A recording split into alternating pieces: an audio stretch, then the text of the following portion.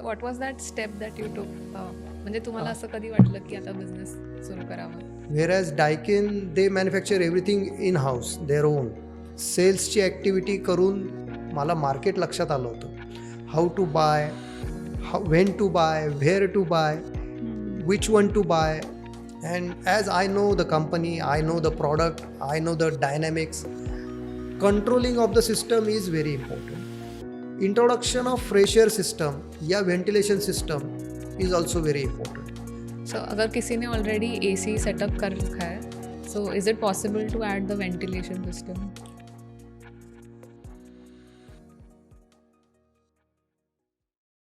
Welcome to the Business Success Story podcast, where we talk about what goes into creating a thriving business and the stories of people behind it. Today on the podcast, we have Mr. Raviraj Gunjal. He's the CEO of ARS Tech. Welcome to the podcast, sir. Thank you very much. मी खूप आभारी आहे तुमच्या सगळ्यांचा. तुम्ही मला बोलवलं. माझ्यासाठी खूप आनंदाचा The क्षण pleasure is आहे. all ours. Yes. So can you introduce yourself to our viewers? Sure. I basically born and brought up in Ahmednagar. I did my graduation there. Graduation झाल्यानंतर मी पुण्याला आलो. पुण्याला मी MIT कॉलेजला MBA करत होतो. MBAच्या last सेमिस्टरला आम्हाला jobs सर्चमध्ये चालू होतो बराच वेळ. तर औरंगाबाद जिल्ह्यामध्ये व्हिडिओकॉन इंटरनॅशनलचं हेड ऑफिस आहे. तिकडून मला कॉल आलेला. मग मी व्हिडिओकॉनच्या AC डिव्हिजनला जॉईन झालो इंटरव्ह्यूज नंतर. 2 वर्ष आम्ही महाराष्ट्राचा सेल्स बघत होतो, ACचा फक्त, व्हिडिओकॉनचे ACचा. सो हे सगळं करताना मग डायकिनमध्ये जॉब्स सुरू झाला. डायकिनमध्ये मी 7 वर्ष एअर कंडिशनिंगचा सेल बघत होतो फॉर महाराष्ट्र. हे सेल्सची ॲक्टिव्हिटी करून मला मार्केट लक्षात आलं होतं. फ्युचर मी फोरकास्ट करत होतो की आता एअर कंडिशनर्स हे खूप प्रीमियमला आणि इसेन्शियल प्रॉडक्ट होणार. त्यावेळेपर्यंत म्हणजे साधारण 2010-11 पर्यंत ते एक लक्झरी प्रॉडक्ट म्हणून त्याच्याकडे बघितलं जायचं. आता मी MBA केलेलं होतं, त्यामुळे बिझनेस करायचं कुठं ना कुठे एक कायम मला मनामध्ये विचार येत असायचा की आपल्याला बिझनेस हे MBAच्या करायचा आहे. वेळेपासून होतं. नाही, फ्रँकली स्पीकिंग MBA का केलं तर घरच्यांनी सांगितलं post graduation is must, compulsory केलंच पाहिजे तुम्ही. आणि त्यातल्या त्यात मला बिझनेसचं थोडंसं आवड होती पहिल्यापासून, लोकांमध्ये मिसळायची, करायची. मी ॲक्च्युली मार्केट रिसर्चमध्ये पण मी काम केलेलं होतं आधी. म्हणजे माझ्या ग्रॅज्युएशनमध्येच मी मार्केटिंग अँड रिसर्च कंपनीमध्ये काम करत होतो. पण तुमचं entrepreneur instinct it was built way before MBA. Before MBA, Okay. During my graduation, see, while working in marketing research field, you need to talk to people. You need to gather right. all the data, and that's how it started. मग मला लक्षात आलं की अरे, हे सगळं करण्यापेक्षा आपण आपला business करू. मला लोकांशी बोलणं आवडतं, इंटरॅक्ट होणं आवडतं, शेअरिंग आवडतं. सो आणि जॉबमध्ये माझं बेसिक सगळं माझा अभ्यास पाया पक्का झालेला होता Wow. की AC काय असतो, कसा असतो, कसा विकला जातो, कसा विकत घेतला जातो, how to buy, when to buy, where to buy, which one to buy, and how the market dynamics are, what are the requirements वगैरे. हे सगळं माझं 6-7 वर्षात या दोन्ही कंपन्यांमध्ये काम करून माझं ते अभ्यास झालेला होता. आणि आता मी पूर्णपणे रेडी होतो की मी माझा बिझनेस स्टार्ट करेल, सुरू करेल. So what was that step that you took? म्हणजे तुम्हाला असं कधी वाटलं की आता बिझनेस सुरू करावा? येस. जेव्हा पूर्वी डायकिन फक्त प्रीमियम सेगमेंटला काम करायचं, त्यामुळे खूप सारं मार्केट जे आहे ते अनटॅप्ड होतं. ओके, म्हणजे entry level segment, middle level segment हा सगळा व्हॅकंटच होता. आणि त्यामुळे खूप थोडे प्लेयर मार्केटमध्ये होते आणि क्लायंट पण थोडेच होते. It's very premium product, because of the very premium product. आणि I was waiting for something that will give me a booster once I jump into the market as a businessman. As a employee working for somebody is different thing, but when you jump into business, then you are an employee for 24/7, 365 days.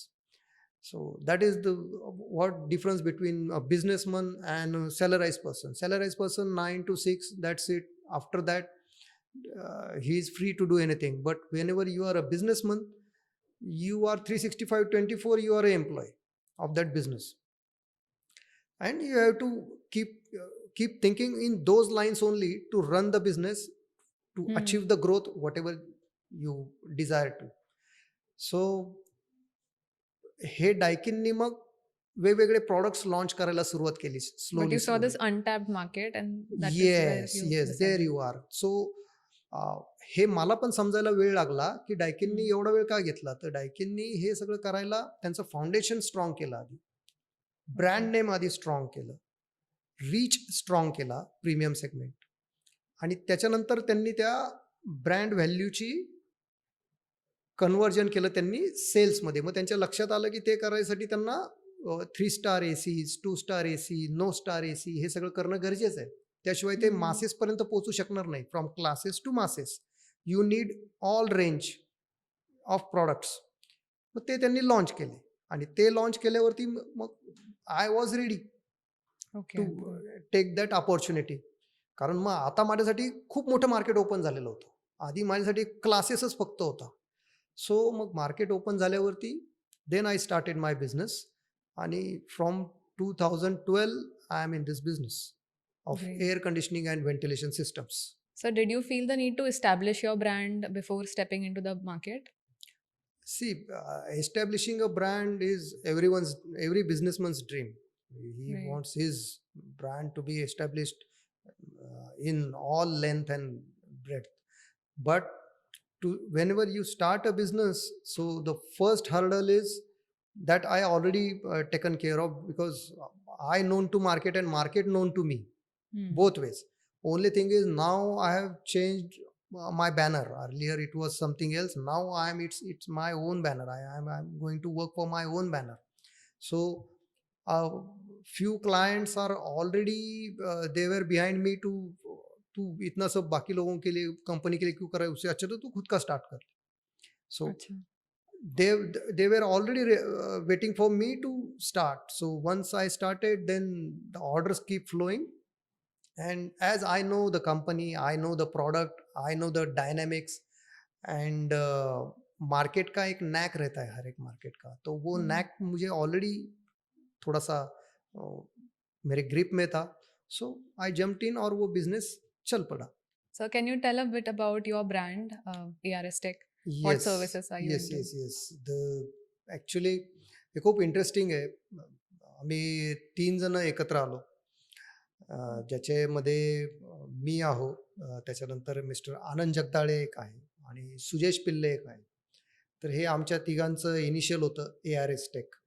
आणि आम्ही तिघं, जसं मी कंपनीमध्ये job करत होतो, सुजेश पण एका कंपनीत जॉब करत होता, आणि आनंद जगदाळे हे IT इंडस्ट्रीमध्ये काम करत होते. आणि अच्छा. IT इंडस्ट्रीमध्येही त्यांचं कंट्रोल्स आणि या सेक्टरमध्ये काम चांगलं होतं.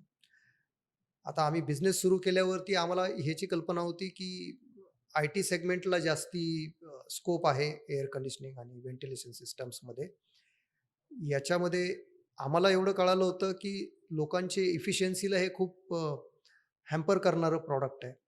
So can you नसणारं. elaborate? हां, म्हणजे ओके गुड. आता याच्यातनं मी तुम्हाला सांगतो की जर तुमच्याकडे एअर कंडिशनर्स नसेल, तर तुम्ही आप जस्ट एक सोच के देखो कि आपको 100 किलोमीटर आज जाना है कहीं, और आपका कार का AC काम नहीं कर रहा है, तो आपका इफिशियंसी डाउन हो जाएगा. आप वहाँ पहुँच के जो काम करना चाहते हो नहीं कर पाओगे, या उस इफिशियंसी से नहीं कर पाओगे.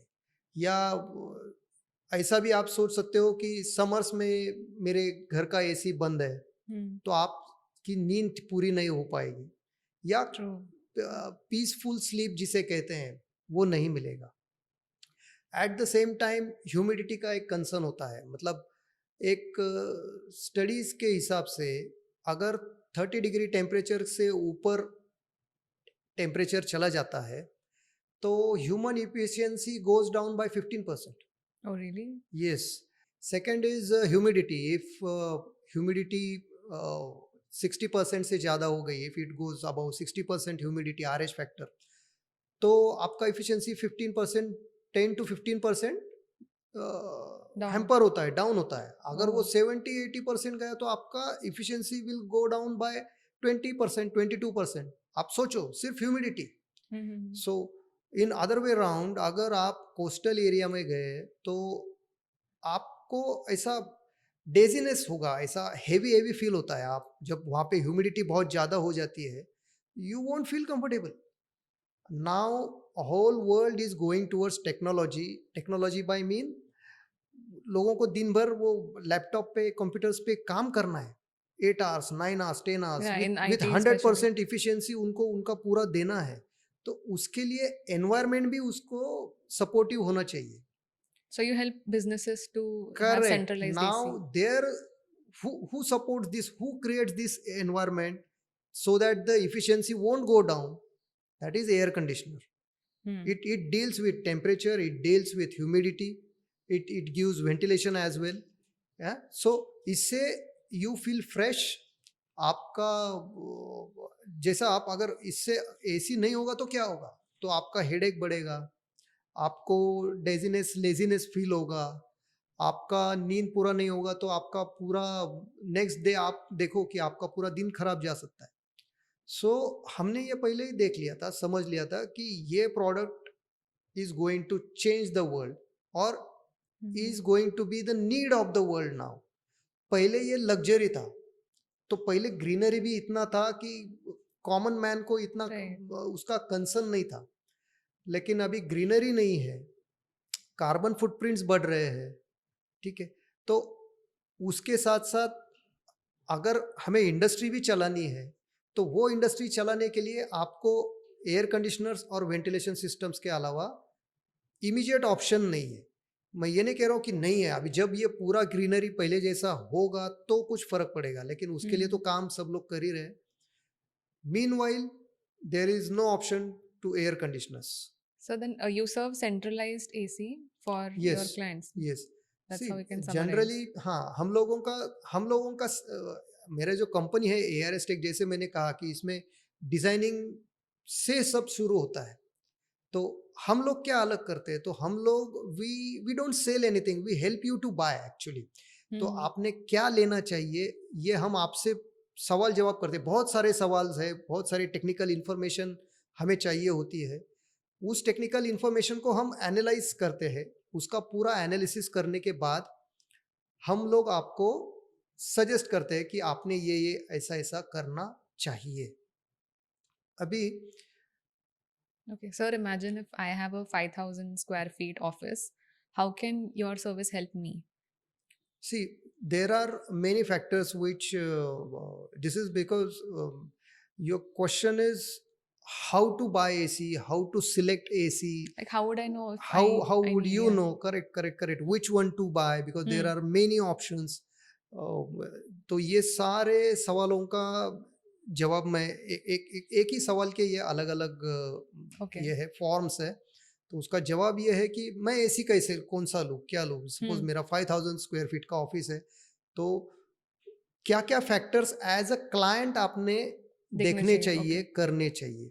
तो सबसे पहले तो आपने ये देखना चाहिए कि आपका बजट क्या है। सेकंड थिंग, आपकी नीड क्या है। नीड का मतलब ये होता है कि उस 5000 स्क्वायर फीट में समझ लो 3000 स्क्वायर फीट में आपके लोग बैठने वाले हैं, 2000 स्क्वायर फीट में शायद आपका स्टोर रहेगा, आपका पेंट्री एरिया रहेगा, आपका वो सिट आउट एरिया रहेगा, वो आउटडोर्स जैसा रहता है सिट आउट एरिया। तो वो तो एक्चुअल नीड मेरा कितना है, क्या है, ये एनालाइज करना ये चाहिए। आप क्या कर सकते हो, तो आप ही हो जो इनपुट देने वाले हो। तो पहले तो आपको स्टडी करना पड़ेगा कि आपको क्या क्या चाहिए, कब चाहिए, कितना चाहिए। सेकंड थिंग, ड्यूरेबिलिटी आपको क्या चाहिए। समझ लो मुझे 2 साल के लिए ही चाहिए, ये मेरा रेंटेड स्पेस है, तो फिर मैं आपको प्रीमियम प्रोडक्ट सजेस्ट नहीं करूंगा, क्योंकि 2 साल के बाद आप वापस कहीं मूव होने वाले हो, ब्ला ब्ला ब्ला, फिर वो वहाँ पे नया लेंगे। या अभी हम लोग तो क्लाइंट से उसके फ्यूचर नेक्स्ट 5-10 ईयर्स का भी प्लान लेते हैं कि आपका प्लान क्या है। तो हम ये भी सोचते हैं कि 5-10 साल बाद आप अगर शिफ्ट हो रहे हो तो ये सेम सिस्टम वहाँ पे यूज हो सकता है क्या। जनरली इसका डिप्रिसिएशन होता है जनरली 17% 15% के आसपास सीएज उसका बैलेंस शीट में डिप्रिसिएशन लेते हैं, तो आपका पूरा प्रोडक्ट का डिप्रिसिएशन का फायदा आपको मिलना चाहिए। अच्छा। तो वो अलग फैक्टर हो गया। To how to decide a brand, how to decide a product and what is my need. Hmm. ठीक है। उसके बाद अलग फैक्टर आता है कि आपका लोकेशन क्या है। समझ लो आपका रूरल सेक्टर में, रूरल सेगमेंट में आपका वो ऑफिस स्पेस है, तो वहाँ पे सर्विस देना भी पॉसिबल होना चाहिए। तो हम कहाँ सर्विस दे रहे हैं, दे सकते हैं, कौन सा ब्रांड आपको वहाँ पे सर्विस दे सकता है। हर ब्रांड हर जगह नहीं है। सो मेट्रो में बहुत सारे ब्रांड है, मिनी मेट्रोज, नॉन मेट्रोज, उसमें भी कहीं और आउटस्कर्ट्स में अगर आपका साइट है, जैसे शुगर फैक्ट्री है, sugar factory generally rural area में होता है, हम्म। तो वहाँ पे पावर फ्लक्चुएशन भी देखना पड़ता है। मतलब ये सारे फैक्टर्स तो है ही। At the same time, because of the location, because of the need, और availability of technical manpower, technical knowledge जिसको हो। Second thing is availability of power supply. मैं हेल्दी पावर सप्लाई की बात कर रहा हूँ। फ्लक्चुएटेड पावर सप्लाई तो कहीं भी आपको डैमेज ही करेगा, लेकिन जनरली रूरल में वो भी चेक करना पड़ता है। तो वो सारे इनपुट आपको देखने होंगे। उसके बाद आता है अवेलेबिलिटी ऑफ स्पेस। समझ लो आपका 50 टन का रिक्वायरमेंट है, तो ये 50 टन लगने के लिए स्पेस कितना उसको चाहिए, तो है कितना, और आप देख हम्म। सिस्टम को कितना चाहिए। तो कई बार उस हिसाब से हमें सिस्टम डिजाइन करना पड़ता है कि आपके स्पेस के अनुकूल वो हो। उसमें मेजरली दो टाइप्स आते हैं, एक होता है इंडोर यूनिट, एक होता है आउटडोर यूनिट। तो आउटडोर यूनिट जो है वो बाहर बैठता है आपके ये 5000 स्क्वायर फीट के बाहर। जनरल एक रिक्वायरमेंट रहता है लोगों का, हमने देखा कि उनको एसीज दिखने नहीं चाहिए। हाँ, ओके। लेकिन उनको they want all benefits of air conditioners, लेकिन it they don't want it to be visible. Hmm. So आपको मैं अगर कहूँ कि हाँ आपका 10 टन का रिक्वायरमेंट है, ये 10 टन का एसी ले लो, तो नॉट नेसेसरी कि वो आपकी ये विश फुलफिल करेगा। उनके रिक्वायरमेंट के हिसाब से प्रोडक्ट सजेस्ट भी करते हैं, सप्लाई भी करते हैं, इंस्टॉल भी करते हैं, और वो मेंटेन भी करते हैं। सो ऐसा नहीं ओके। कि हमने सिर्फ सेल कर दिया और ओवर, नहीं। ये हम्म। हमारा कंपनी का, मैं सब मेरे टीम को बोलता हूँ कि काम ऐसा करना है कि once ARS take always ARS take. Client के दिमाग ग्रेट। में ये बात छप जानी चाहिए, हम्म। है ना। सो सेकंड मैं बोलता हूँ कमिटेड शुड बी डिलीवर्ड। तो हम जो कमिटमेंट आपको दे देंगे वो आपको 100% डिलीवर होगा। वी विल मेक श्योर कि इट शुड बी देयर। आपके इनिशियल क्लाइंट्स कैसे थे? कैसे थे इनिशियल हम्म। क्लाइंट्स जो थे, वो मोस्टली बहुत सारे, because I am in Pune, my business hmm. Mostly in Pune. तो आईटी में अच्छा खासा बूम चल रहा था 2013-14 से। हम्म। तो मोस्टली मेरा क्लाइंटेल जो है वो ये सारे आईटी वाले क्लाइंट्स थे, जिनके ऑफिसेस थे, से 2000-5000 स्क्वायर फीट के ऑफिसेस थे। मेरा उनके साथ ट्रस्ट अच्छा बिल्ड हुआ था। तो हम लोग एसीज भी उनकी रिक्वायरमेंट समझ के सजेस्ट करते थे, ये उनको मालूम था। It's not great. What I have, it is what you required. This is our basic principle कि जिसको जो चाहिए, जो उसके लिए सही है, वही उसको देना चाहिए। हम्म। सो ये प्रिंसिपल पे हम लोग काम करते करते आगे बढ़ गए उसमें। यस, केस स्टडी में अभी हमने जस्ट 6 महीने पहले की ही बात है। हमारे पास एक सलून का रिक्वायरमेंट आया था। तो it is around 1200 square feet air conditioner area. Actual salon कुछ 1800-1900 स्क्वायर फीट का है। अभी इनका रिक्वायरमेंट ये था कि पूरा सलून एसी करना है, लेकिन पावर कंजम्पशन नहीं होना चाहिए। अच्छा, आपने ये कैसे केटर किया? हाँ, अभी ये this is applicable to all offices, all commercial building और कमर्शियल स्पेसेस। हर जगह हम लोग ये कर सकते हैं, और हम कर भी रहे हैं जहाँ जहाँ client giving us liberty to work. इसमें हम लोगों ने उसको एसीज तो दिए ही हैं, एट द सेम टाइम हमने उनको वेंटिलेशन सिस्टम्स भी दिए हैं।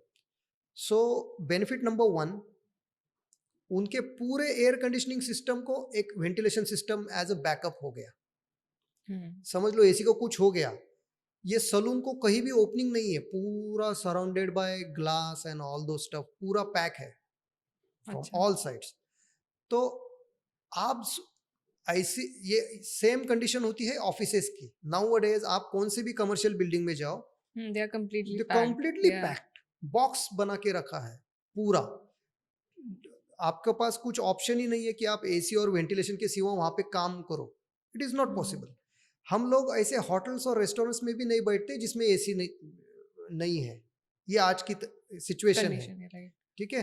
तो मतलब खाना कितना अच्छा है वो बाद में देखेंगे, पहले ही अपने को बैठने के बाद ही इंप्रेशन होना चाहिए कि एयर कंडीशनर हाँ ठंडा है, अच्छा है, and from there the menu course and वो सब स्टार्ट होता है।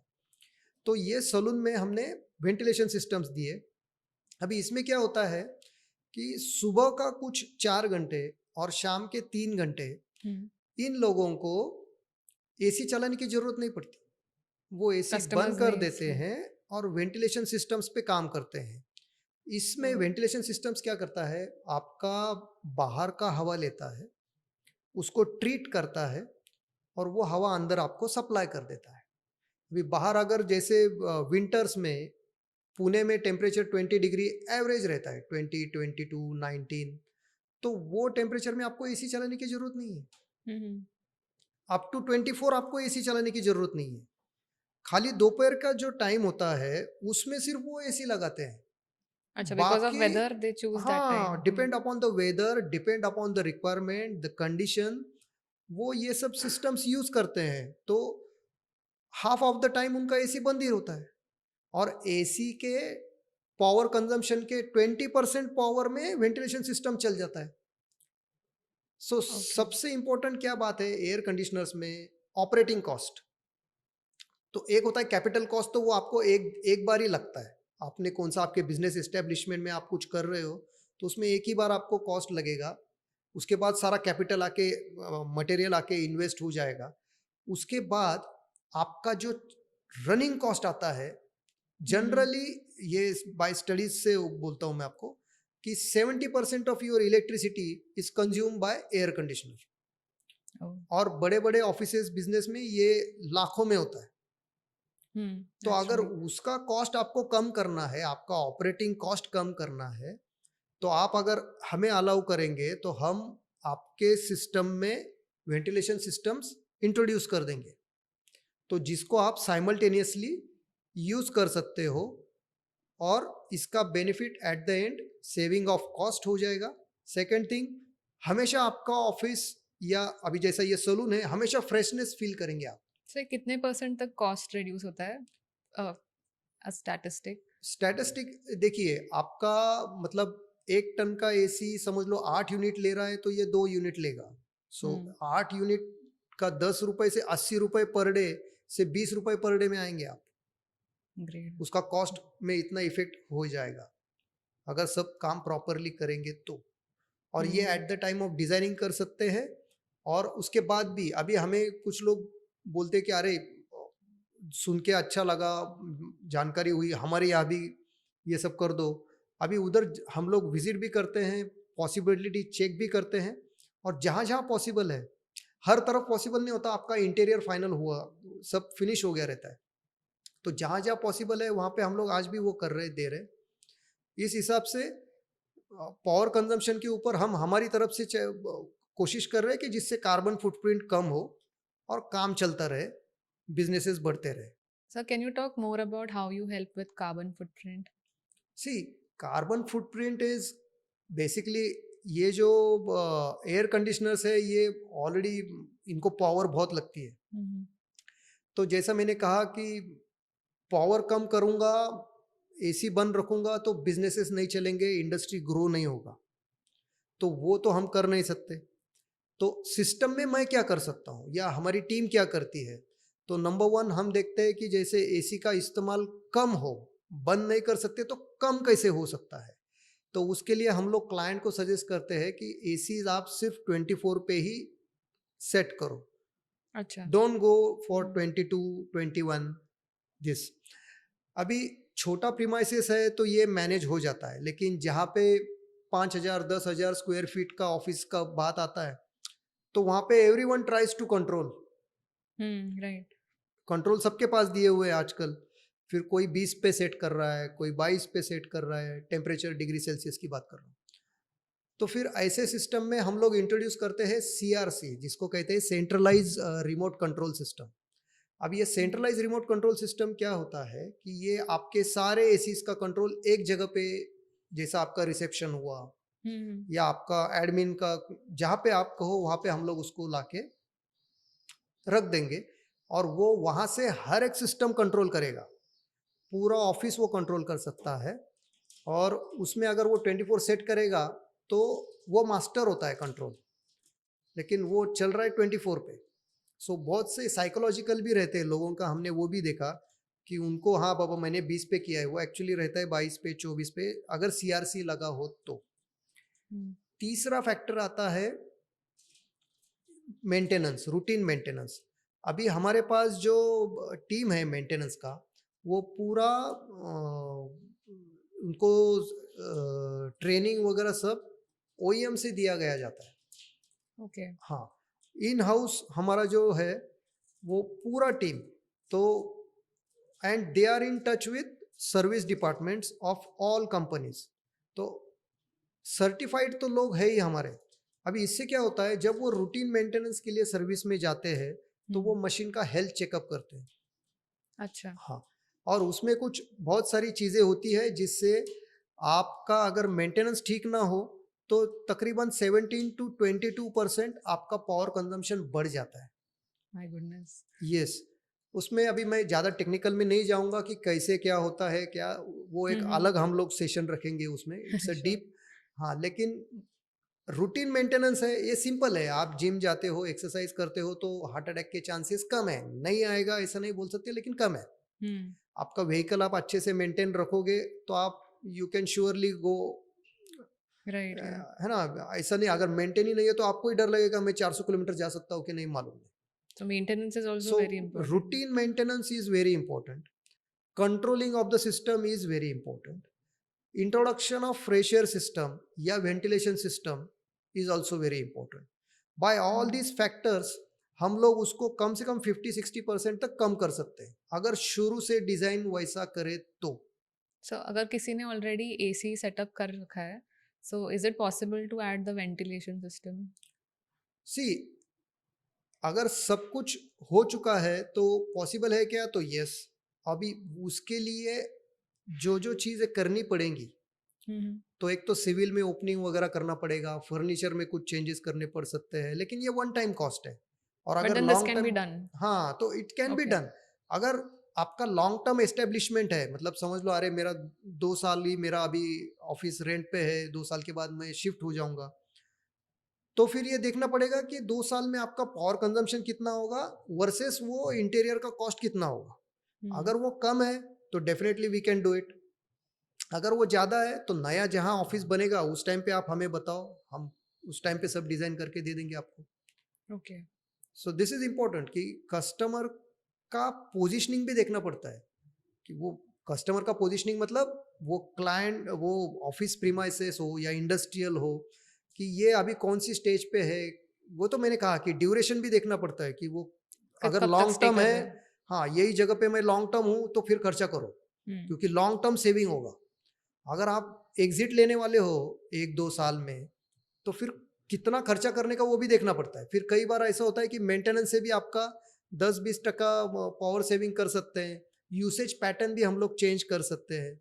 जैसे इन रेनी सीजन हम लोग ऐसा भी कर सकते हैं कि मशीन को हमने ड्राई मोड पे चलाया। अभी जब आप ड्राई मोड पे एसी चलाते हो इन रेनी सीजन तो ह्यूमिडिटी वैसे ही 3 से 4 डिग्री आपका टेम्परेचर कम करके देती है अगर आप ह्यूमिडिटी कंट्रोल करोगे तो इन रेनी सीजन, तो यू फील कंफर्टेबल, वाओ, है ना, no need to start AC.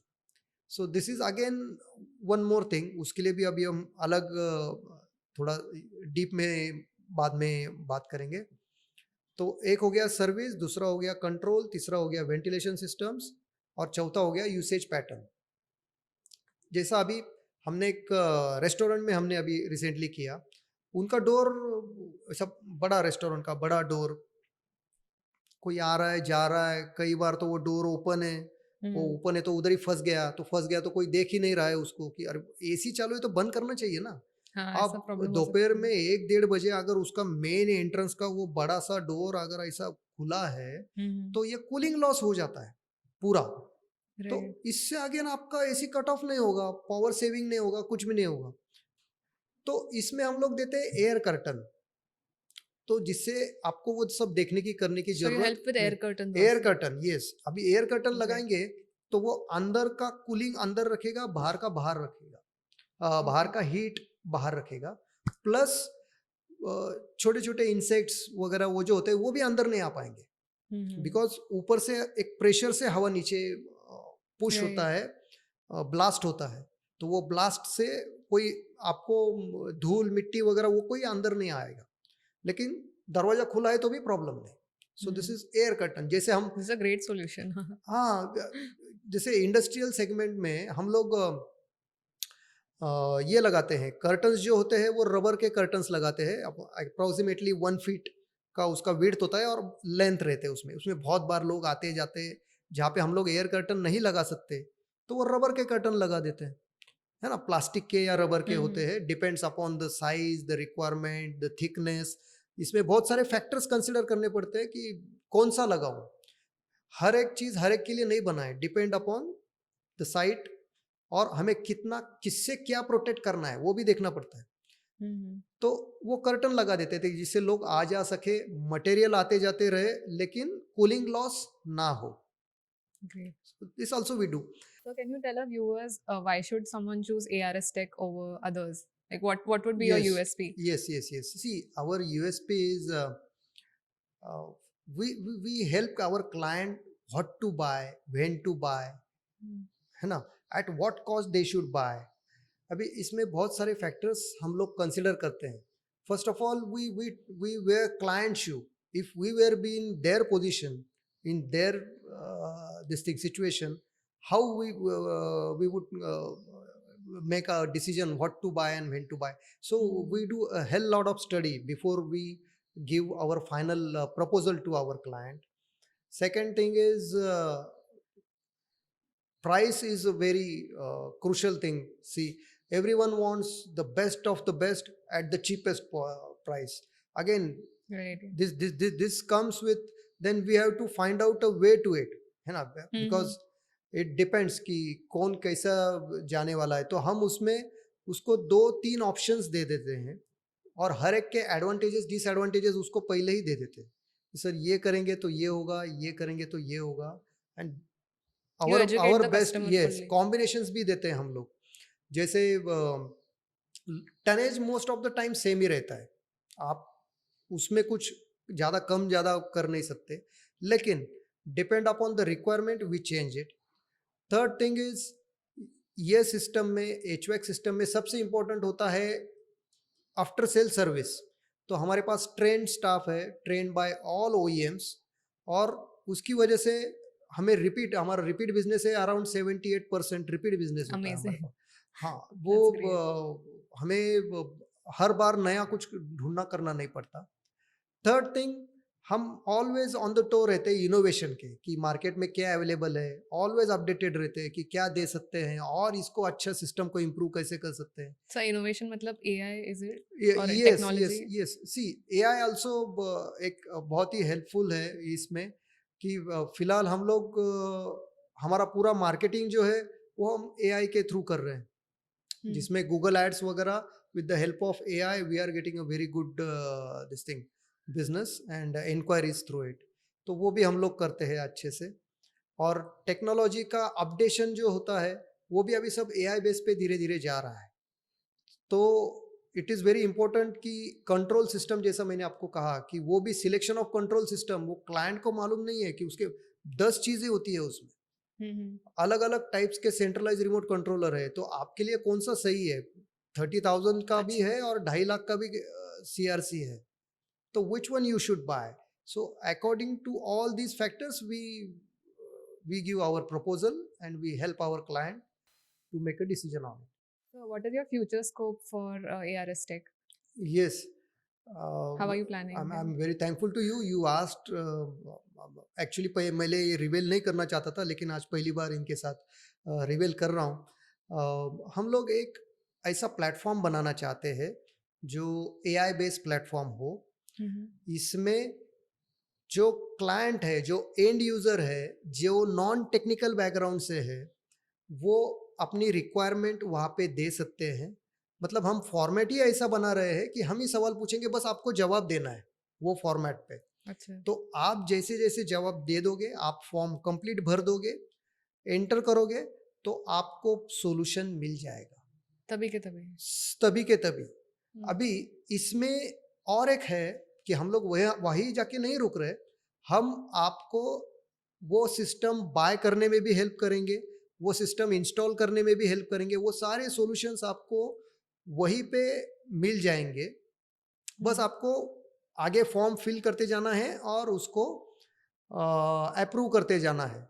जैसे आप ये सारी उसकी प्रोसीजर कंप्लीट करोगे, तो आपको पूरा आपका HVAC system designing, supply, installation, ये सारी चीज़ें लाइंड अप हो जाएंगी और आपको कोई चिंता करने की जरूरत. आप क्या ले रहे हो, क्यों ले रहे हो, उससे आपको बेनिफिट क्या क्या मिलने वाला है, ये सारी चीज़ें हम लोग उसमें दे देंगे. अभी हम लोग ये सब कर रहे हैं इन AI बेस्ड कंपनीज के साथ में. तो वो हमारे टेक्नोलॉजी पार्टनर है और HVAC का सारा सिस्टम हम देख रहे हैं. तो विल मेक श्योर कि हम लोग अभी जल्दी उसको लॉन्च करेंगे और आपको सब कुछ इन वन गो मिल जाएगा सॉल्यूशन.